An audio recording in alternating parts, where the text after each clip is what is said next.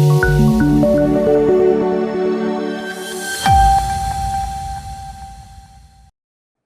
દર્શક મિત્રો, સમાચારની વાત કરવામાં આવે તો જૂનાગઢ માંગરોળમાં જનપ્રતિનિધિ જૂના ગયા અને નવા આવ્યા. સરકારી તંત્રમાં અધિકારીઓ પણ આવ્યા અને ગયા, પરંતુ જૂનાગઢના ઘેડ વિસ્તારના ગામડાઓની પરિસ્થિતિ ઠેરની ઠેર જોવા મળી. વાત કરીએ જૂનાગઢ જિલ્લાના માંગરોળ તાલુકામાં સમાવેશ ઘેડ વિસ્તારની તો માંગરોળ તાલુકાના સમારડા ઘેડ, સરમા ઘેડ, સાંડા ઘેડ સહિતના ગામડાઓમાં વરસાદી પાણી અને ઓઝત નદીના પાણીએ સમગ્ર ઘેડ વિસ્તારને બેટમાં ફેરવી દીધો છે. ત્યારે ઘેડમાં વસતા લોકોની મુશ્કેલીઓમાં વધારો થવા પામ્યો છે. ઘેડ વિસ્તારના લોકોનું કહેવું છે કે દર વર્ષે આ હોનારત જેવી સ્થિતિ સર્જાય છે. ત્યારે આવી સ્થિતિમાં અમારા ઘરોમાં પાણી ઘૂસી જાય છે. સાથે સાથે દર વર્ષે પૂર આવવાથી સમગ્ર ઘેડ બેટમાં ફેરવાઈ જાય છે, જેથી ગામડાઓના રસ્તાઓ બંધ થઈ જાય છે. તેવામાં બહારની સ્કૂલોમાં અભ્યાસ માટે જતા અમારા બાળકોનો અભ્યાસ બંધ રહે છે. વળી ખેતરમાં વાવેતર કરાયેલ પાકો દર વર્ષે નિષ્ફળ જાય છે, જેથી અમે દિવસે ને દિવસે કંગાળ બની રહ્યા છે. જ્યારે એક દિવસ એવો આવશે કે ઘેડમાં કોઈ રહેતું નહીં હોય અને ત્યારે આ સુંદર હરિયાળો પ્રદેશ બેટમાં ફેરવાઈ જશે, જેથી સરકારી તંત્ર આ બાબતે ધ્યાન આપે.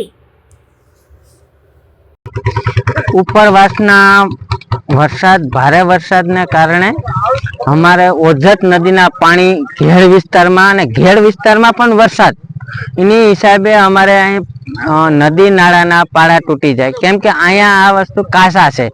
જો ઉપરથી જ કેસિંગ કોન્ક્રીટથી પાળા બાંધે તો અમારે ઘેડ વિસ્તારમાં પૂરની પરિસ્થિતિ સર્જાય નહીં અને જે ઘરોમાં પાણી ગળી જાય એ ન ગળે અને વ્યવસ્થિત રીતે રોડનું ધોવાણ ન થાય ને કાયદેસર જો આ પાળા છે આ બધા તૂટેલા છે એને કાયદેસર રીતના ઊંડા પોળા અને પેસિંગ કોન્ક્રીટથી કરીને જો એ કરે તો વ્યવસ્થિત થાય તો આ ઘેડ વિસ્તાર રહે. બાકી એક દિનના સમયે આ ઘેડ વિસ્તાર નાબૂદ થઈ જાય, કેમ કે ઘેડ વિસ્તારમાં રહેવા વાળું કોઈ નહીં હોય, આખા દરિયામાં જ વહી જાય.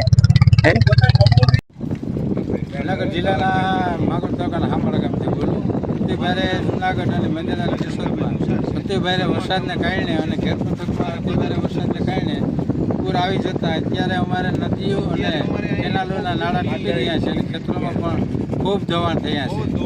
તો અત્યારે ગુજરાત વિકાસ તરફ આગળ વધી રહ્યું છે, ત્યારે અમારો ઘેડ પંથક વિનાશ તરફ આગળ વિનાશમાં ધકેલાઈ રહ્યું છે અને રોડ રસ્તા બધી તૂટી ગયું છે અને મેડિકલ બકાલા અને નિશાળો છોકરા અને બાળકોને ભણવામાં પણ બહુ તકલીફ થાય છે. તો કેન્દ્રમાં અમારા સાંસદ સભ્ય શ્રી મનસુખભાઈ માંડવીયા મિનિસ્ટર થઈને બેઠા હોય તો ઘેરનું એક ધ્યાન દોરે એવી અમારી